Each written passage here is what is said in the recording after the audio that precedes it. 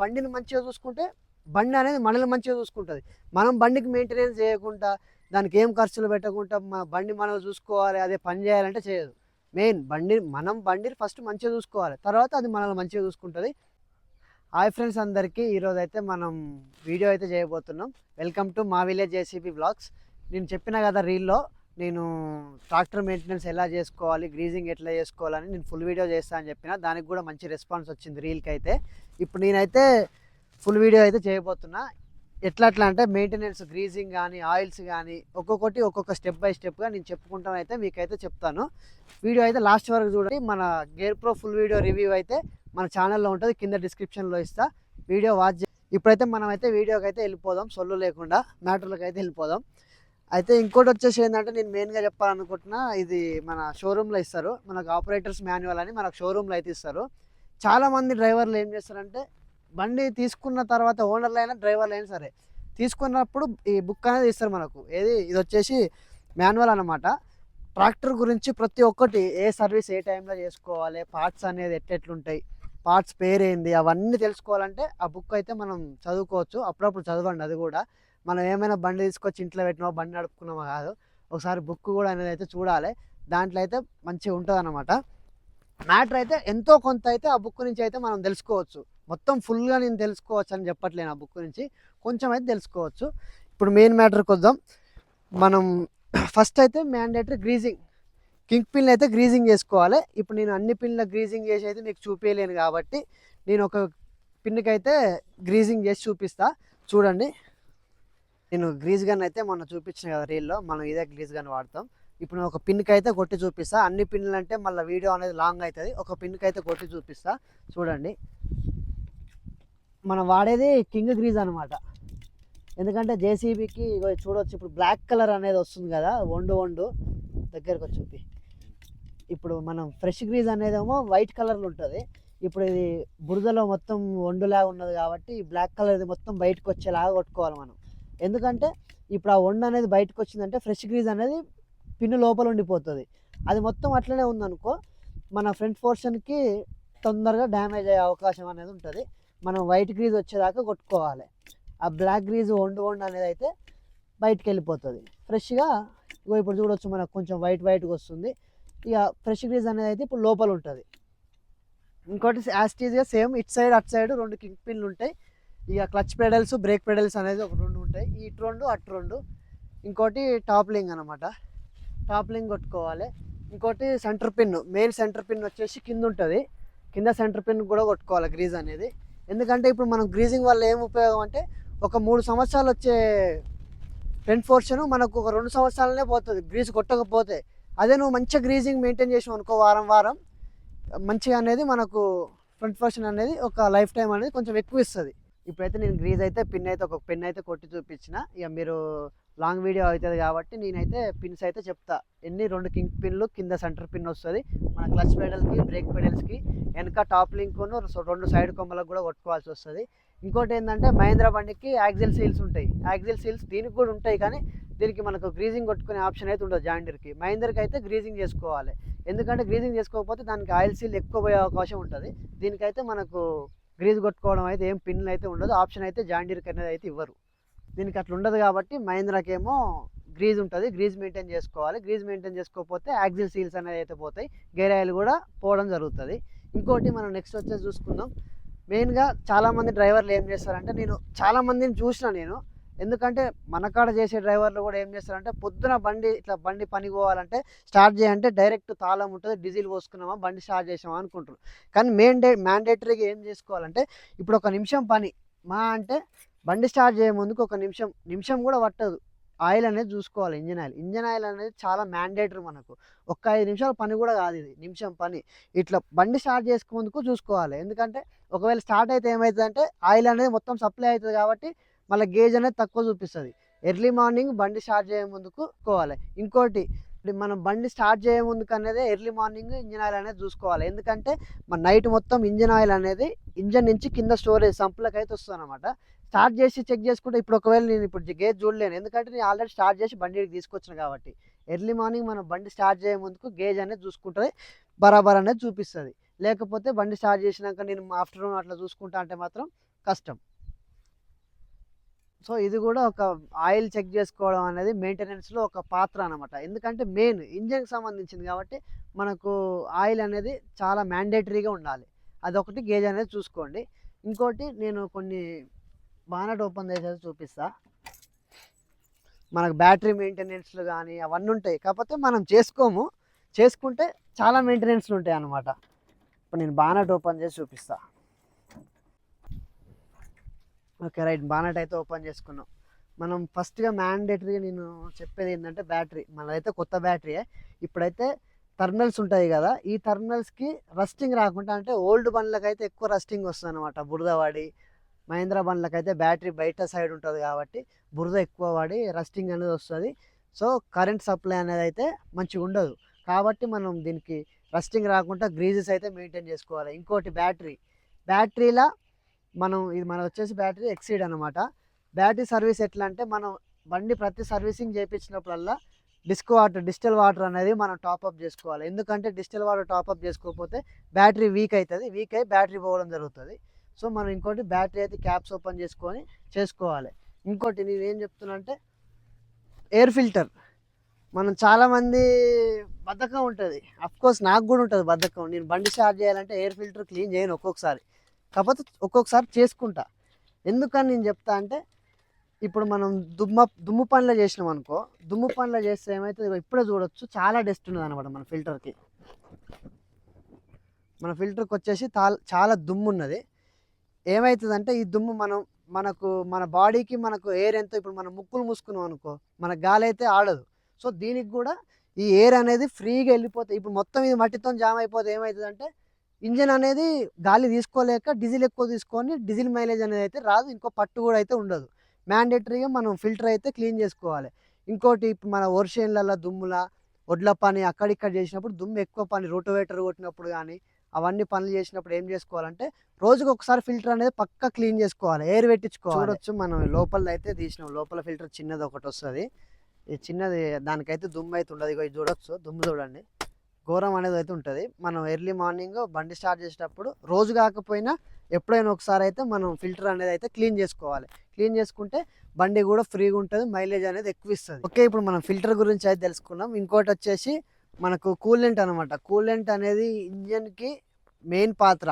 Engine oil ఎంతనో coolant oil కూడా అంతే. కూలెంట్ ఆయిల్ కూడా మన ఇంజన్ మొత్తం సర్క్యులేట్ అవుతుంది. ఇంజన్ హీట్ అనేది తగ్గించడానికి మనం కూలెంట్ వాడతాం. సో మనం చాలామంది నా బండి హీట్ అవుతుంది అని అంటారు. హీట్ ఎందుకు అవుతుంది? మనం కూలెంట్ సరిగా మెయింటైన్ చేయకపోతే. సర్వీస్ టు సర్వీస్కి మనం కూలెంట్ అనేది చేంజ్ చేసుకోవాలి. దాని పీరియడ్ ఎప్పుడు ఉంటే అప్పుడు చేంజ్ చేసుకోవాలి. అది మనకు మాన్యువల్ బుక్ చదివితే తెలుస్తుంది ఏ టైంకి కూలెంట్ చేంజ్ చేసుకోవాలి ఏందనేది.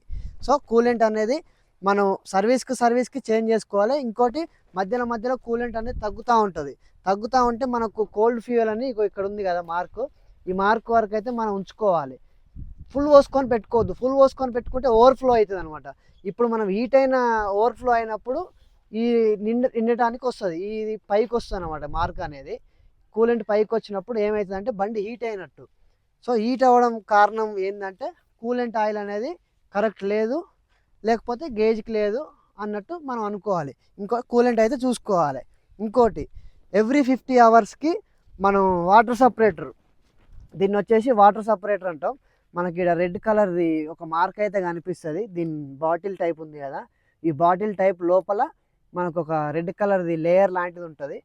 వాటర్ అనేది మన డీజిల్లో బై మిస్టేక్లో వాటర్ పోయి ఉంటుంది కదా, ఆ వాటర్ అనేది ఇందులో స్టోర్ అవుతాయి. ప్రతి 50 గంటలకి మనం కింద క్యాప్ అవుతుంది కదా, ఇది ఈ క్యాప్ అనేది తీసుకోవాలి. తీసుకుంటే ఇలా డీజిల్ అంతా అయిపోతుంది, వాటర్ రస్ట్ అనేది అయితే వస్తుంది అనమాట. ఎవ్రీ 50 గంటలు, ప్రతి 50 గంటలకి మనం అయితే తీసుకోవాలి. అందుకే మన తీసి చూపిద్దాం అనుకున్నాం కానీ ఇది ఆల్రెడీ మనం అయితే తీసినాం. తీస్తే ఏమవుతుందంటే ఈ రెడ్ లేయర్ అనేది కింద ఉంది. వాటర్ తీయకుండా ఉంటుంది చూసినావా, తీయకుండా ఉండేది ఎట్లుంటుంది అంటే, ఈ రెడ్ లేయర్ అనేది పైకి వస్తుంది. పైకి వచ్చినప్పుడు మనం కింద క్యాప్ తీసుకొని ఆ వాటర్, డీజిల్, ఆ రస్ట్ అనేది అయితే తీసేసుకోవాలి. ఇప్పుడైతే మనం ముందు పోర్షన్ వరకు అయితే కంప్లీట్ అయితే చేసుకున్నాం. అంటే మెయిన్ అని కాదు, నేను బేసిక్ చెప్తున్నా. సో ఆ బేసిక్ అనేది ఇవే. ఈ ముందు పోర్షన్ కంప్లీట్ చేసుకున్నాం. మనం బానట్ వేసుకొని వెనక సైడ్ అయితే వెళ్దాం. ఇంకోటి మనకు ఫ్యూజ్ బాక్స్ వచ్చేసి ఇక్కడ వస్తుంది, అది అందరికీ తెలుసు కామన్. ఇంకోటి ఏంటంటే చాలామంది డెక్కులు ఫిట్ చేసుకునేటప్పుడు ఇష్టం వచ్చిన కాడ వైర్లు స్లీవ్ తీసి డెక్ ఫిట్ చేసుకుంటారు. ఆ డ్రైవర్లు అయితే అట్లా చేసుకోవద్దు, ఎందుకంటే మనకు వారంటీ అనేది క్లెయిమ్ కాదు. మళ్ళీ తర్వాత మనం వైరింగ్ ప్రాబ్లం వచ్చి షోరూమ్కి వెళ్తే వారంటీ అనేది క్లెయిమ్ చేయరు. కాబట్టి మనం స్లీవ్లు అయితే ఏడ పడితే ఆడ తీయొద్దు. షోరూమ్ వాళ్ళు చెప్తారు ఇక్కడ ఇచ్చుకోండి మీరు డెక్, కానీ ఎక్స్ట్రా వైర్ ఫిట్టింగ్ అనేది వాళ్ళు షోరూమ్ వాళ్ళు చెప్తారు, చెప్పిన కాడనే ఇచ్చుకోండి. మీరైతే స్లీవ్లు అయితే అస్సలు తీయకండి. మనం ఎలక్ట్రీషియన్ దగ్గరికి వెళ్తే వాళ్ళే నీట్గా అయితే చేసి పెడతారు. మనం సొంత ప్రయోగాలు చేసినాం అనుకో వేరే వేరే స్లీవ్లు అయితే తీస్తాం, అట్లా తీయకుండా చేయొద్దు.